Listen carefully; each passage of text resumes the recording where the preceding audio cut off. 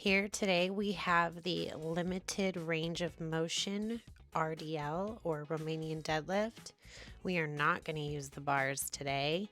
We're going to take advantage of dumbbells and the increased range of motion, but also mind-muscle connection you can get with each side, so you strengthen each side equally.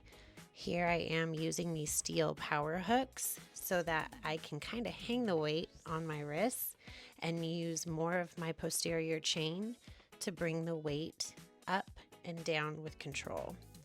So the difference between a Romanian deadlift and a deadlift is you're going to start from the top of a normal deadlift and go down, but with a limited range of motion, I am only going to go from the ground and up to my knees, keeping my shins straight, and I'm going to keep the dumbbells kind of angled towards my side, and I'm going to push my hips back while focusing on keeping my shins vertical. So I'm going to lower the weight just past my knees all the way down to the feet, driving my hips back, okay? Trying not to round the back, not bend the knees too much where it turns into a squat, but really using those glutes to lower and lift the weight.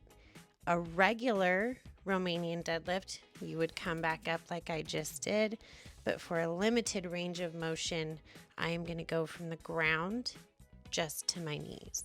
This is going to target your hamstrings and glutes for better strength and shape, but it's also going to improve your hip hinge mechanics for better lifts. So this builds stability.